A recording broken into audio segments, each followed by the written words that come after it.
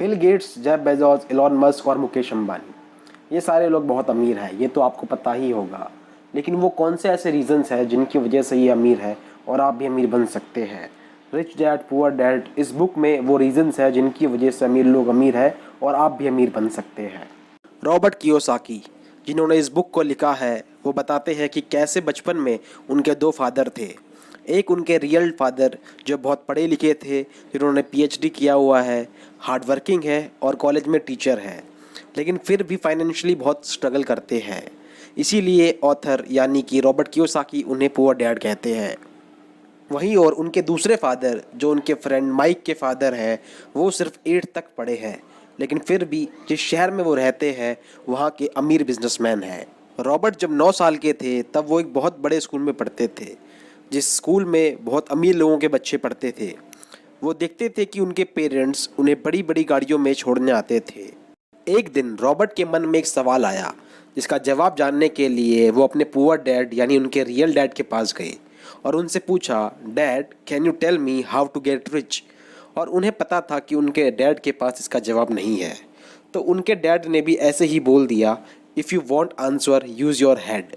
अब उन्होंने वही किया जो एक 9 साल का बच्चा करता। उन्होंने अपने दोस्त माइक के साथ मिलकर आसपास की खाली टूथपेस्ट की ट्यूब इकट्ठी करना शुरू कर दी और उसे एक स्टील के बर्तन में गर्म करने लगे। और तभी उनके पुअर डैड घर आ गए और पूछा कि वो क्या कर रहे हैं। और तब उन्होंने जवाब दिया कि हम इन खाली टूथपेस्ट की लीड मेटल को पिघलाकर इनसे बहुत सारे कॉइन्स बनाएंगे और बहुत ज़्यादा अमीर हो जाएंगे। ये जानकर उनके पुअर डैड ने कहा, ये जो है वो सब गलत है और इस तरह से कभी कोई अमीर नहीं बन सकता। लेकिन वो रॉबर्ट की क्यूरियोसिटी से बहुत ज़्यादा खुश थे और उनसे कहा कि जब तुमने मुझसे ये सवाल पूछा था तब मेरे पास इसका कोई जवाब नहीं था, क्योंकि मैं पूरी ज़िंदगी इस बारे में कभी सोच ही नहीं पाया कि अमीर कैसे बना जा सकता है। लेकिन अगर तुम इस सवाल का जवाब जानना चाहते हो तो तुम माइक के फादर से मिलो, वो इस सवाल का जवाब बेहतर जानते हैं और इसीलिए वो बहुत बड़े और बहुत अमीर बिजनेसमैन हैं। और अब मैं आपको ये बता देता हूँ कि माइक के फादर ही रॉबर्ट के रिच डैड हैं। और अब रॉबर्ट रिच डैड के पास जाकर उनसे भी वही सवाल पूछते हैं और तब उस टाइम पूछे गए सवाल से उनकी फाइनेंशियल नॉलेज का सिलसिला शुरू हुआ, जिसमें रिच डैड ने उन्हें उनकी 39 एज तक लाइफ के डिफरेंट स्टेजेस पर कुछ इंपॉर्टेंट लेसन बताए जो अमीर बनने के लिए और अमीर रहने के लिए बहुत इंपॉर्टेंट है।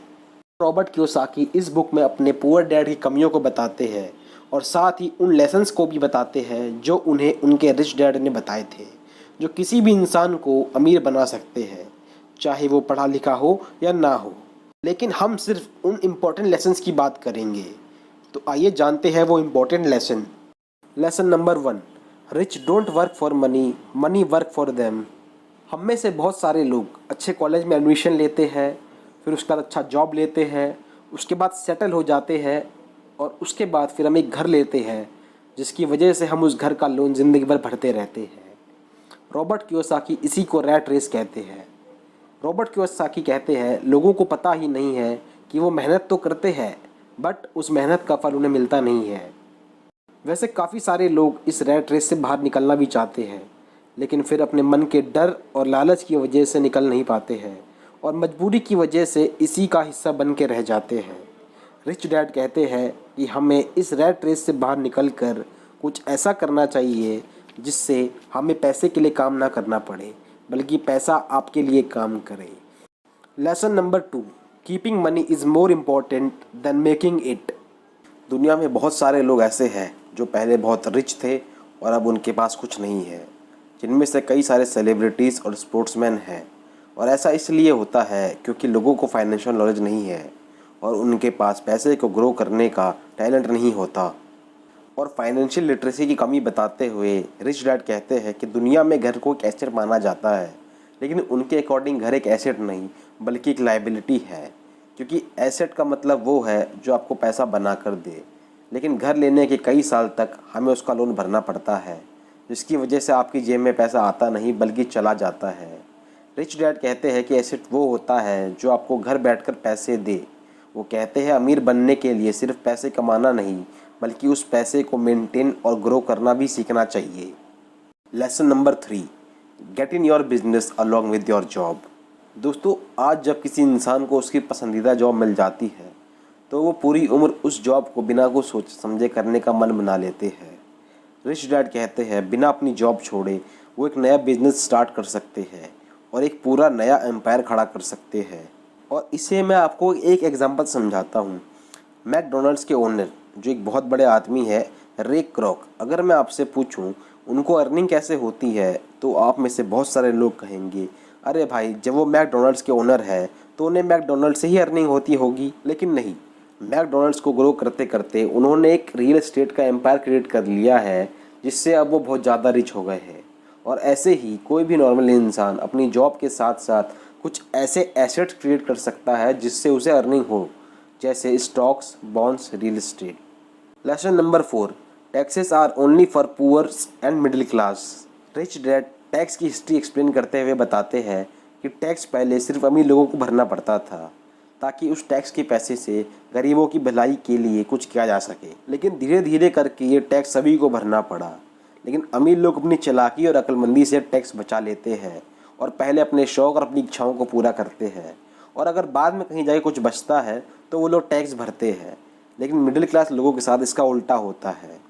उन्हें पैसे मिलते ही पहले टैक्स भरना पड़ता है और अगर बाद में कुछ बचता है तो उससे वो अपनी ज़रूरतों को पूरा करते हैं। और आज सरकार के पास जो टैक्स जमा होता है उसमें से ज़्यादातर टैक्स मिडिल क्लास लोगों के द्वारा ही जमा किया जाता है। Lesson number 5, the rich invent money. दोस्तों, Jeff Bezos, Elon Musk, Mark Zuckerberg और इंडिया में धीरूभाई अंबानी, प्रेम जी, ये ऐसे लोग हैं जिन्होंने एक ऐसा बिजनेस मॉडल लाए जिसके बारे में इनसे पहले किसी ने नहीं सोचा था। और इसी रेवोल्यूशनरी आइडिया से इन लोगों ने पैसों को इन्वेंट किया है। इन लोगों ने उस मौके को ढूंढा है जो इनसे पहले और किसी ने नहीं ढूंढा था, और उन्होंने उस मौके पर काम करना स्टार्ट कर दिया। और इसीलिए लोग कहते हैं इन्होंने पैसे को कमाया नहीं बल्कि उसको इन्वेंट किया है, क्योंकि इन्होंने वो वैल्यू प्रोड्यूस करी है जिस वैल्यू की इस दुनिया को बहुत ज़्यादा ज़रूरत थी। तो इसीलिए ऑथर कहते हैं कि आपको भी पैसे को कमाने के लिए नहीं बल्कि उसको इन्वेंट करने की कोशिश करनी चाहिए। आपको भी एक ऐसी वैल्यू ढूंढनी पड़ेगी जिसकी इस दुनिया को बहुत ज़्यादा ज़रूरत है, और उसी वैल्यू से आप भी इनकी तरह अमीर बन सकते हैं। Lesson number 6, rich learns all the time and know how to sell their ideas. दोस्तों, अमेरिका में कई सारे लोग ऐसे हैं जो मैकडोनल्ड से भी बढ़िया फूड सर्व करते हैं, और वो भी मैकडोनल्ड से कम प्राइस पर।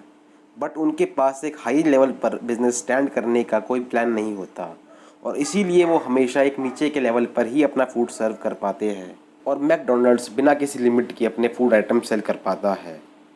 दोस्तों, रिच डैड कहते हैं कि अमीर आदमी नई नई स्किल्स और नई नई किताबें पढ़ता रहता है जिससे उसे नए नए आइडियाज़ आते रहते हैं और फिर उसकी नॉलेज भी बढ़ती है। और आपको भी नए नए स्किल्स और नई नई किताबें पढ़ते रहने चाहिए जिससे आपकी नॉलेज भी बढ़े और आपको भी नए नए आइडियाज़ आते रहे। और अगर आप इस बुक को पढ़ना चाहते हैं तो नीचे दिए गए लिंक से आप इसको बाई कर सकते हैं। और अगर आप सच में अमीर बनना चाहते हैं तो आप इन्वेस्ट कर सकते हैं शेयर मार्केट में, म्यूचुअल फंड्स में, बॉन्ड्स में और क्रिप्टो करेंसीज में भी। और अगर आपको नहीं पता क्रिप्टो करेंसीज क्या है तो इस वीडियो को भी जाकर देखिए।